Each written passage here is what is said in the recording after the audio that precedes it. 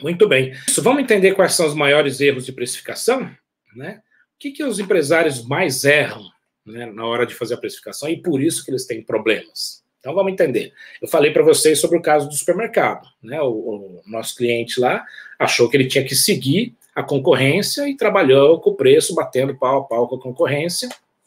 E o que acontece é que o concorrente compra os produtos, né? Ele está praticando o que ele disse, estão praticando os preços que eu pago nos meus fornecedores. Imagina, como é que eu vou remunerar meu negócio, né? Então, eu vou simplesmente tirar daqui e colocar lá. E tudo que gira na minha operação para poder ofertar aquele produto não está sendo pago. Então, eu estou morrendo como empresa, no curto prazo, estou sendo sufocado em termos de custo. Então, eu tenho que trabalhar de outra forma. Não posso simplesmente adotar esse modelo de copiar o concorrente diretamente. Eu falei que ia trazer um outro exemplo para vocês, né, de um cliente que nós trabalhamos também, que tinha a estratégia de produzir um markup. Então, esse cliente era uma empresa de serviços. Às vezes a gente acha que fazer precificação de serviços é mais difícil, mais fácil, enfim. Mas como que a gente vai fazer o preço do serviço? Então, era uma empresa que fazia serviços de manutenção de empilhadeiras, né? Então eles tinham os técnicos de manutenção, eles alugavam empilhadeiras, né? Aqueles equipamentos que elevam carga nos supermercados, nas fábricas, né? Então eles tinham uma empresa de aluguel desses equipamentos e faziam manutenção. E aí a manutenção deles era programada, feita lá no cliente, o cliente chamava, então disponibilizava o técnico para ir até o cliente, executava o serviço, cobrava as peças, o custo da mão de obra, enfim, e voltava para casa. Então nós começamos a discutir sobre como era feita a precificação desse item. Falei, cara, quanto é que você está cobrando por hora, ou quanto é que você está cobrando o serviço de manutenção do seu cliente? Eu cobro R$120 de mão de obra para fazer manutenção. R$120 parece bacana, né? Não, R$120 está tranquilo. Falei, por que está tranquilo? Não, porque eu faço a conta aqui, o custo da hora do meu técnico é de R$15. R$120 por R$15, aparentemente você está cobrando bem, né? E como é que funciona isso, né? Você dá serviço até onde? Eu dou serviço aqui até Piracicaba, Mojimirim, enfim. Então, quanto tempo o seu técnico leva para ir daqui até o cliente mais distante? O cliente, o raio que a gente definiu, ele vai até 1 hora. Ok. Então, ele gasta 1 hora para ir. Quanto tempo ele gasta normalmente para fazer o serviço? Ele vai gastar 1, 2 horas para fazer o serviço. Legal. E para voltar mais 1 hora, então, nós estamos falando que ele vai ficar 4 horas a serviço do seu cliente, certo? Certo. Bom, 4 vezes 15, que é o custo da hora dele. Legal, R$60, 120. Parece que tá bom, né? Está sobrando R$60 para esse trabalho, as peças são cobradas à parte, enfim, parece que está legal. E aí eu fui entender como é que funcionava melhor, e ele disse o seguinte, que o técnico nunca vai sozinho. Como ele não vai sozinho? Normalmente o dono vai junto, né? Mas o dono trabalha também? Não, o dono também trabalha, ele vai lá e faz o serviço junto com o técnico. Certo. E quanto que custa a hora do dono? O cara é o dono. Mas ele não custa? Custa, né? Então, mas é preciso que ele vá uma pessoa junto? Pode ser um outro técnico? Pode ser um outro técnico. Então nós estamos falando que aquilo que era de pelo menos R$15 por hora, dobrou para 30. Então, quando você pega 2 técnicos por 4 horas, a gente estava falando de 60 de um técnico, 60 de outro, R$120, acabou o preço que ele tinha colocado. Olha só, por falta de entendimento desses detalhes na hora de precificar. Então ele entendeu, cara, você não está ganhando dinheiro fazendo isso. E se o seu técnico gastar mais de 1 hora para ir para o lugar que você tem, você está levando prejuízo.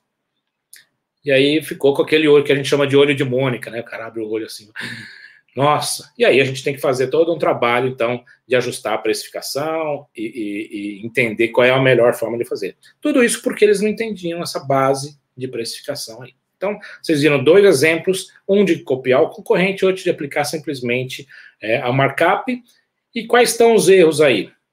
Copiar simplesmente, não entender de custo variável, o que está exatamente associado à execução daquele trabalho. Então, para você que tem um negócio e que precisa entender melhor isso, é preciso mergulhar no seu processo, entender realmente o que é usado efetivamente na execução do seu produto, na execução do seu serviço, para definir o que é custo variável.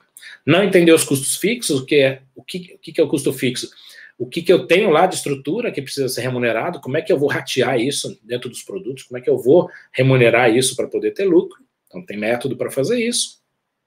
Não remunerar o trabalho, então que ele falava, o dono não tem preço, porque ele é dono. Lógico que tem. E como é que eu coloco preço no serviço do dono? Olha só. Então a pergunta que a gente faz é assim, se você tivesse que colocar um técnico para fazer esse trabalho, quanto que você precisaria pagar para ele? O melhor técnico, a melhor função para fazer esse trabalho que você tem. Eu não sei como remunerar o dono, eu vou pensar o seguinte, eu não vou fazer mais isso, amanhã eu vou colocar uma pessoa para fazer. O melhor técnico para fazer isso. Quanto custaria o salário dele? Aplica esse fator para você saber quanto seria a remuneração do dono.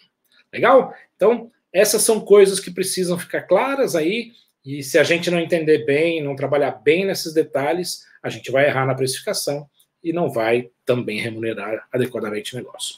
Outro ponto importantíssimo, que é negligenciar custos. Olha só, outro cliente que a gente nós atendemos também, chegamos lá e falamos, olha, meu problema é o seguinte, eu estou crescendo minhas vendas, mas não estou vendo o lucro crescer da mesma maneira. Legal, vamos entender o que está. E aí começamos a fazer essa lição de casa. Vamos separar o custo variável, vamos separar o custo fixo, vamos lá, qual é o prolabore, o que tem, o que não tem. E começa a aparecer algumas coisas aí, quem é empresário vai entender isso. Aí está lá, consórcio de veículo. O que é esse consórcio de veículo que está sendo pago aqui? Ah, é o carro do filho do dono. Mas ele trabalha aqui? Não. E por que está sendo pago aqui pela empresa? Ah, a empresa é minha, eu pago como eu quiser. Não, claro que pago como quiser, mas ele está sendo colocado como custo da empresa e não é da empresa.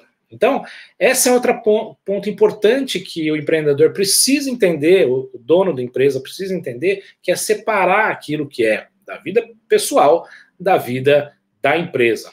Eu posso pagar, a empresa é sua, você tem o dinheiro, você tem o direito de pagar o que você quiser. Só vai colocar no lugar correto para você poder apurar os resultados certos do seu negócio. Então, se você mistura as despesas pessoais com as despesas da empresa, às vezes você vai ter uma percepção de que a empresa não é lucrativa, quando, na verdade, você que está tirando dinheiro além daquilo que precisaria tirar para o seu negócio. Então, muita atenção na hora de fazer isso. Onde eu vou colocar essas coisas? Eu tenho que tirar essas coisas do custo fixo, dos custos que foram atrelados. Quem é o último a receber? É o lucro. Né? Como eu sou dono, eu posso ter lucro.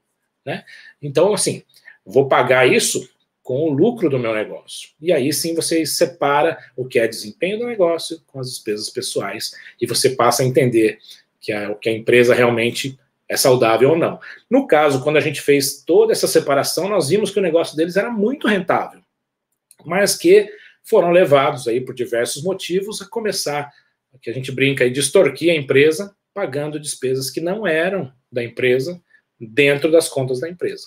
A única coisa que a gente tem que fazer é tirar isso, né? Colocar ali na base do lucro, na retirada de lucro, e aí então você começa a entender o que é saudável no seu negócio. E lógico, também um puxão de orelha aí para poder maneirar um pouco nessa parte de custo, tá certo? Para poder garantir a rentabilidade. Porque o lucro tem uma função importante também no negócio, que é você aplicar na sua empresa para reinvestir para ela crescer.